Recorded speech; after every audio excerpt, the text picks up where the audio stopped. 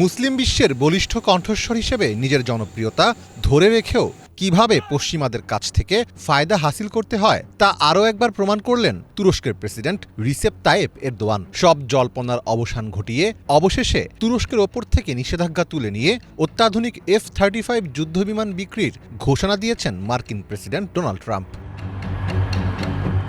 তুরস্কের রাজধানী আঙ্কারায় ৭ জুলাই থেকে শুরু হয়েছে ন্যাটোর ৩৬তম শীর্ষ সম্মেলন।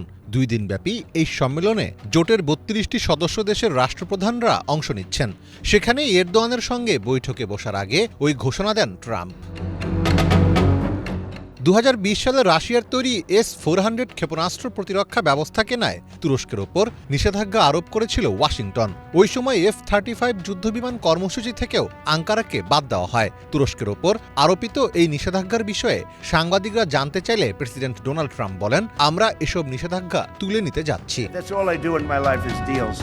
ইরান প্রসঙ্গ টেনে মার্কিন প্রেসিডেন্ট ডোনাল্ড ট্রাম্প তুরস্ককে যুক্তরাষ্ট্রের ঘনিষ্ঠ মিত্র হিসেবে অভিহিত করেছেন। তিনি বলেন, ইরানকে তুরস্ক খুব ভালোভাবে বোঝে এবং মধ্যপ্রাচ্যের পরিস্থিতি মোকাবেলায় আঙ্কারা গুরুত্বপূর্ণ ভূমিকা পালন করছে। মার্কিন মিত্র ইসরায়েলের সঙ্গে তুরস্কের সম্পর্কের টানাপোড়েনের প্রসঙ্গ টেনে ট্রাম্প বলেন, কিছু মানুষ মনে করেছিলেন তুরস্ক এই সংঘাতে জড়িয়ে পড়তে পারে, তবে দেশটি তা করেনি। তার মতে, তুরস্ক একটি অত্যন্ত শক্তিশালী সামরিক রাষ্ট্র, তারা যুদ্ধে জড়াতে পারত, কিন্তু তা করেনি।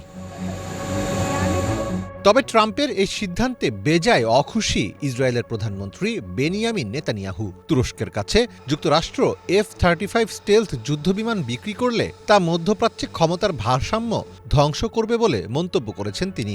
নেতানিয়াহুর ভাষায়, তুরস্কের হাতে এই ক্ষমতা তুলে দিলে বিশ্বকে আগ্রাসনের উত্থান দেখতে হবে। ৭ জুলাই মার্কিন সংবাদ মাধ্যম CNN-কে দেওয়া এক সাক্ষাৎকারে এসব কথা বলেন নেতানিয়াহু।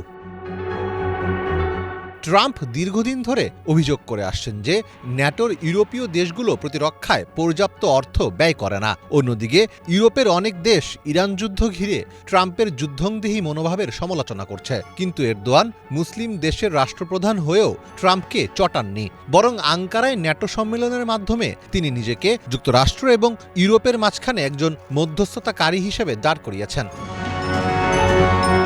বিশ্লেষকদের মতে, ট্রাম্পের সাথে ইউরোপীয় নেতাদের দূরত্ব সৃষ্টি হওয়ায় বিষয়টিকে এরদোয়ান লুফে নিয়েছেন। ট্রাম্প যখন ইউরোপের অন্যান্য দেশের আনুগত্য নিয়ে প্রশ্ন তুলছেন, তখন এরদোয়ান তুরস্ককে ট্রাম্পের সামনে ন্যাটোর সবচেয়ে অনুগত ও নির্ভরযোগ্য অংশীদার হিসেবে উপস্থাপন করছেন। এর ফলে ন্যাটোর ভেতর তুরস্কের দর কষাকষির ক্ষমতা অনেক বেড়ে গেছে। এরদোয়ান একদিকে ফিলিস্তিন ও অন্যান্য ইস্যুতে কড়া অবস্থান নিয়ে মুসলিম উম্মার জনপ্রিয় নেতা হিসেবে নিজের ভাবমূর্তি ধরে রাখছেন, আবার অন্যদিকে ট্রাম্পের ব্যক্তিগত পছন্দ অপছন্দকে সুনিপুণভাবে ব্যবহার করে বড় বড় ভূ রাজনৈতিক ফায়দা তুলে নিচ্ছেন। মীর ফজলে রাব্বি, বাংলা ভিশন।